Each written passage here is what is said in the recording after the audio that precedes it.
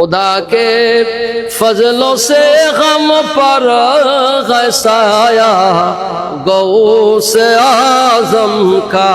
हुजूर गौसे आजम রাদিয়াল্লাহু তাআলা আনহুর কাছে কুস্তুনতুনিয়া থেকে আল্লাহ তাআলার একজন কুতুব ইন্তেকাল করলেন। কি করলেন? কুতুব ইন্তেকাল করলেন। তিনি এসে ফেরেশতারা রিজালুল গায়ব বলা হয় হুজুর গৌসে পাকের দরবারে। এটা হলো আধ্যাত্মিক জগতের ডিপার্টমেন্ট, এগুলো সাধারণ কমন সেন্স দিয়ে বোঝা যাবে না যে হুজুর কুস্তুনতুনিয়ার মধ্যে কুতুবের ইন্তেকাল হয়ে গেছে, এখন একজন কুতুব দরকার। তো হুজুর গৌসে আজম রাদিয়াল্লাহু তাআলা বলেন যে এখন এই রাত্রে বেলা এক কাজ করো, কোথায় পাবো? আমার ঘরের ভিতরে একটা লোক ঢুকে রয়েছে, এনে নিয়ে আসো। হে তো আসছে গৌসে পাকের দরজা খোলা চুরি করতে। কি করতে জানেন তো আপনারা ঘটনা? হুজুর গৌসে আজম রাদিয়াল্লাহু তাআলা ধরে আনছে, ওযু করাইলেন, পবিত্র করালেন। হুজুর গৌসে পাক রাদিয়াল্লাহু তাআলা ইত্তেবায়ে ফয়েজে তওবার ফয়েজ দিলেন, তার সেই গুনার পঙ্কিমগুলি ধুয়ে মুছে পরিষ্কার করে হুজুর গৌসে পাক এমন তাকে জিকরে ইলাহির তাওয়াজ্জু দিলেন যে এই ব্যক্তি যেখানে তার বদঅভ্যাস গুনাহ ছিল এটাকে তবদিল হয়ে পরিবর্তন হয়ে আল্লাহ তাআলার জিকির তার কলবে জারি করে দিলেন। তো এখন এই ব্যক্তি যে ওলি হইলেন আল আবদাল হয়ে গেলেন। এই জন্য কবি উর্দুতে বলছেন যে চোরকে ডেকে এনে যিনি আবদালের মর্তবা হাসিল করায় দেন তিনি হুজুর সাইয়েদনা গৌসে আজম রাদিয়াল্লাহু। তো এখন এই যে তিনি আল্লাহ পাকের কুতুবের আবদাল হয়ে গেলেন, এই সময় তার কি আল্লাহর স্মরণ আগে ছিল?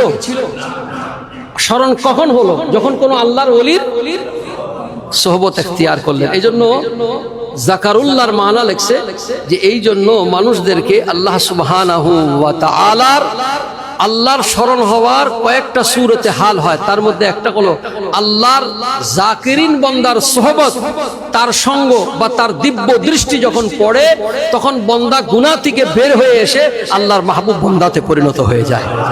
এজন্য জাকারুল্লাহ শব্দ লেখছে। এরপর আল্লাহ বলছেন ফাস্তাগফিরু লিজুনুবিহিম, আল্লাহর সেই মাহবুব বান্দার সোহবতে এমন হলো যে তখন সে ইস্তিগফার পড়া শুরু করলো। কি শুরু করলো? ইস্তিগফার মানে কি? এটার জন্য ক্ষমা চাইতে থাকলো, আল্লাহ আমি এই গুনাহগুলি করছি, এই গুনাহগুলি করছি।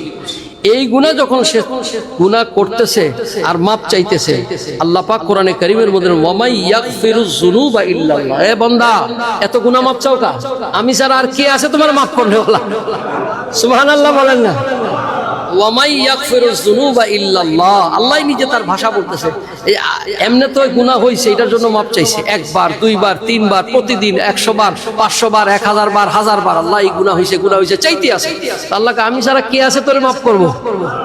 তারপরে আল্লাহ বলতেছেন ওয়ালাম ইউসিরু আলা মা ফাআলু ওয়া হুম ইয়ালামুন, বান্দার প্রশংসা করতেছে আল্লাহ। আল্লাহ বলে আমার এই বান্দার এমন অবস্থা হয়ে গেছে, সেটা কি? ওয়ালাম ইউসিরু আলা মা ফাআলু ওয়া হুম ইয়ালামুন, আল্লাহর এই বান্দা আর সেই গুনার দিকে ফিরে যায় না। কে বলতেছে? আল্লাহর বান্দার প্রশংসা করতেছে। একবার বান্দা তওবা করতেছে, সেই কথাকে আল্লাহ বলেন আমি ছাড়া কে আছে তোরে মাফ করবে?